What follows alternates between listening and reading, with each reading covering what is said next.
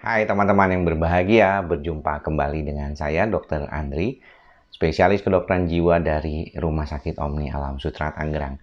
Di kesempatan kali ini saya ingin sedikit berbincang tentang sesuatu yang dianggap bagaimana kita bisa mengelola pemikiran kita untuk hal yang baru.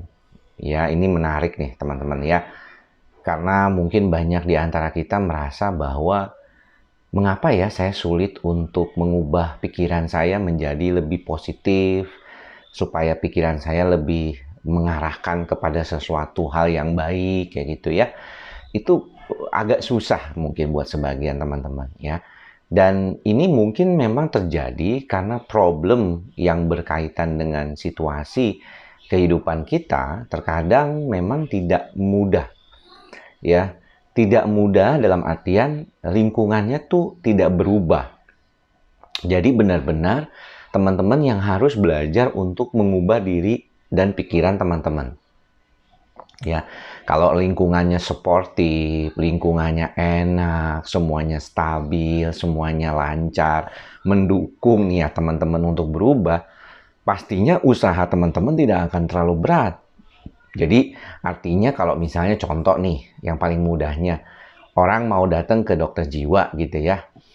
Terus kemudian tempat dokter jiwanya deket, dukungan keluarga ada, biaya kalau memang tidak menggunakan BPJS ada. Kalau menggunakan BPJS saat meminta rujukan di puskesmas juga dokternya di puskesmas empatik, mau menyadari bahwa oh iya nih memang orang ini butuh ke dokter jiwa gitu ya. Semuanya mendukung bagus.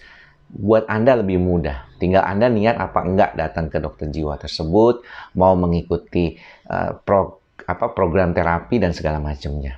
Itu sebenarnya sama saja dengan kehidupan kita sehari-hari, di mana ketika kita mau mulai memikirkan sesuatu untuk perubahan, terkadang kita tuh melihat, ya saya suka bilang sama pasien saya, coba catat semua hal-hal yang bisa membuat Anda jadi lebih baik, mendukung Anda menjadi orang yang lebih baik, tetapi kemudian juga Anda jangan lupakan hal-hal itu semua harus dimulai dari diri kita sendiri.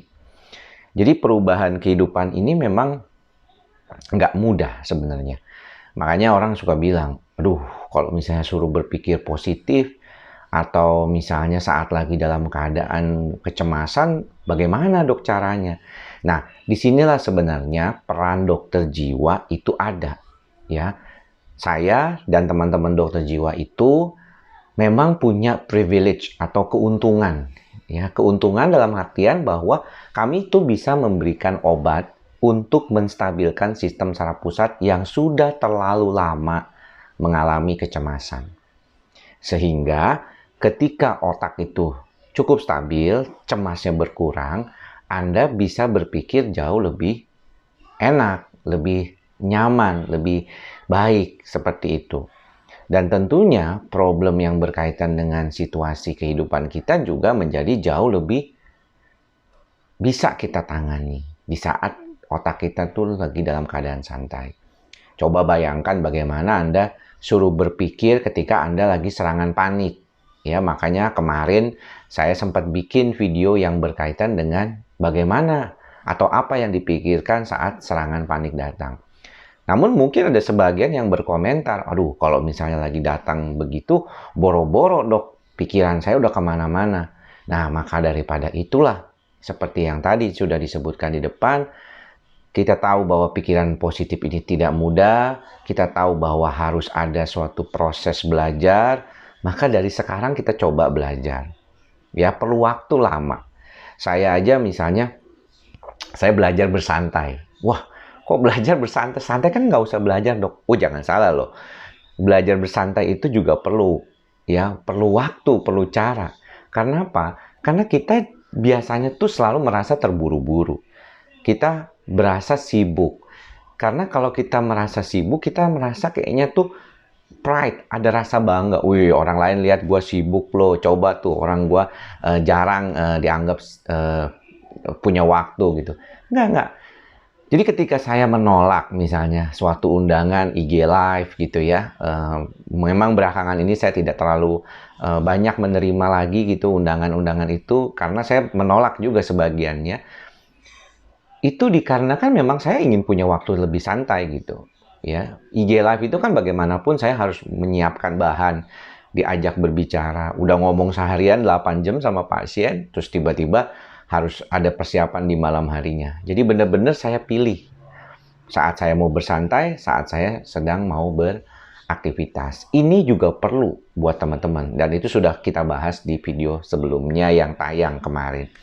Jadi ketika berpikir positif, ketika kita mau melakukan hal-hal yang positif, juga kita perlu berlatih. Begitu juga saat kita dalam kondisi belajar untuk mengurangi rasa kecemasan kita. Itu tidak akan tiba-tiba datang begitu aja kepada diri teman-teman, tapi kita pelajari pelan-pelan, dari kita kenali sumber-sumber yang ada, kemudian kita juga kenali kepribadian kita.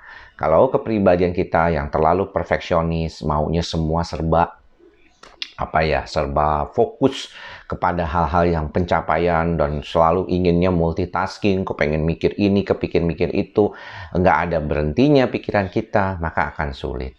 Maka daripada itu, mengapa saya menambahkan sadar pada mantra saya? Ikhlas, sabar, dan sadar.